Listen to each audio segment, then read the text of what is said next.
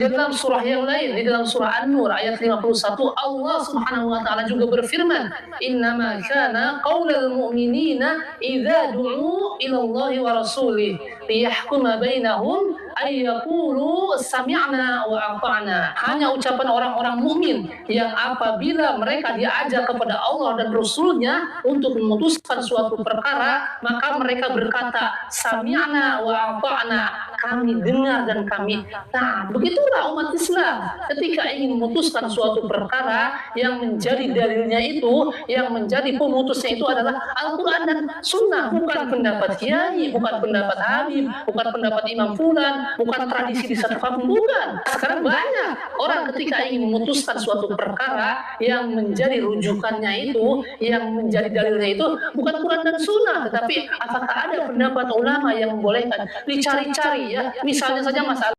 Bismillahirrahmanirrahim. Alhamdulillah wassalatu wassalamu ala Rasulillah Sayyidina Muhammad ibn Abdillah wa ala alihi wa sahbihi man wala ba'du.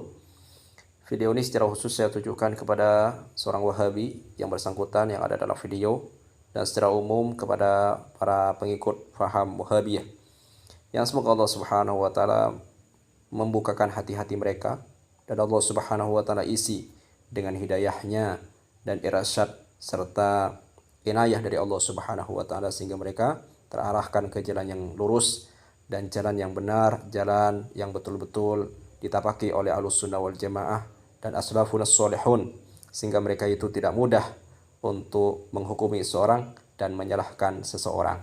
Baik. Yang dikatakan oleh yang bersangkutan yang ada dalam video seorang Wahabi, di mana dia mengatakan bahwa dalil itu adalah Al-Quran dan As-Sunnah, hadis Nabi Muhammad SAW.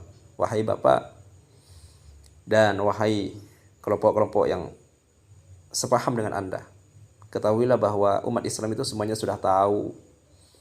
Umat Islam, apalagi dewasa ini, di era-era modern seperti ini, semuanya mereka paham bahwa yang menjadi dalil, acuan, pegangan mereka dalam beragama adalah Alkitab atau Al-Quran dan As-Sunnah atau hadis Nabi Muhammad SAW.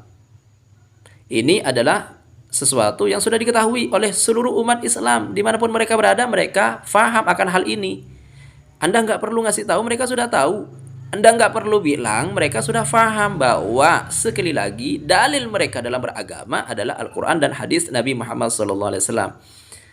Akan tetapi kenapa mereka datang kepada para ulama, datang kepada para kiai, datang kepada para ustadz, bertanya masalah urusan-urusan agama dan dunia kepada mereka? Karena mereka tidak memiliki kemampuan, mereka nggak bisa untuk memahami Al-Quran dan hadis dengan baik. Mereka datang kepada ulama, datang kepada kiai, datang kepada ustadz. Untuk apa? Untuk meminta kejelasan hukumnya bagaimana dari Al-Quran dan hadisnya.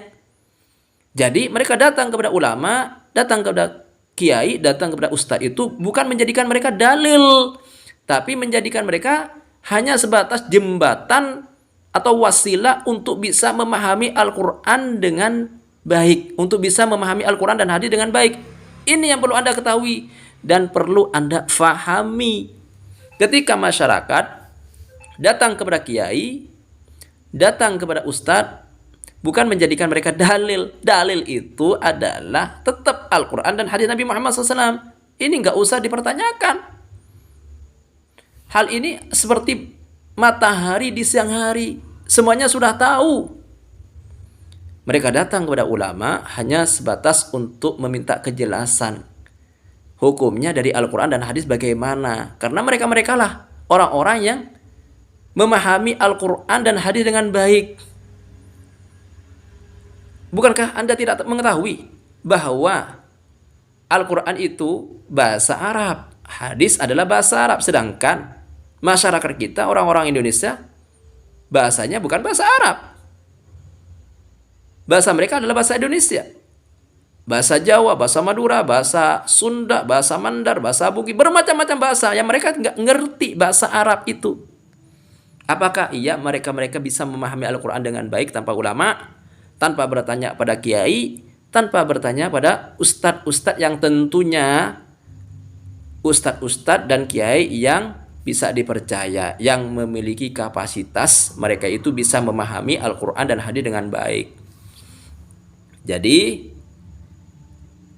sekali lagi, yang perlu Anda pahami, yang perlu Anda ketahui, ketika masyarakat datang kepada para kiai, para ustadz, bukan menjadikan mereka dalil, bukan menjadikan mereka acuan mereka dalam beragama, tapi menjadikan jembatan mereka di dalam memahami Al-Quran dan hadis Nabi Muhammad SAW. Dan hal itu adalah perintah Allah Subhanahu wa Ta'ala, perintah syariat. Allah Subhanahu wa Ta'ala berfirman dalam Al-Quran di surah Al-Anbiya. Apakah Anda tidak membaca firman Allah Subhanahu wa Ta'ala yang berbunyi, Fas'alu ahla dzikri in kuntum la ta'lamun. Bertanyalah, kalau kalian tidak mengetahui, bertanyalah kepada orang-orang yang mengetahui. Bertanya kepada para alim ulama. Ini perintah Allah Subhanahu wa Ta'ala untuk datang kepada ulama, bertanya masalah apapun, urusan agama terkhusus dan urusan dunia, kepada para alim ulama. Ini perintah Allah Subhanahu wa Ta'ala, bertanya kepada orang-orang yang mengetahui biar tidak tersesat. Coba bayangkan, andai kata orang awam, masyarakat Indonesia secara khusus, yang mana mereka itu tidak mengerti bahasa Arab, langsung membaca Al-Quran, membaca hadis Nabi, yang mana bahasanya adalah bahasa Arab, dan dalam hakikatnya orang itu dalam memahami Al-Quran dan hadis nggak cukup berbekal bahasa Arab saja, masih banyak ilmu-ilmu yang harus dikuasai untuk bisa memahami Al-Quran dengan baik, memahami Al-Quran dan hadis dengan baik. Kalau mereka tidak memiliki bekal bahasa Arabnya saja mereka nggak mampu, maka apakah mereka bisa memahami Al-Quran dan hadis dengan baik?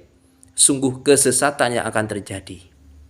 Maka pernyataan Anda yang mengatakan bahwa dalil adalah Al-Quran, dalil adalah hadis, bukan ulama, bukan kiai, bukan ustadz, pernyataan Anda ini adalah pernyataan yang mengandung unsur penyesatan kepada umat Islam.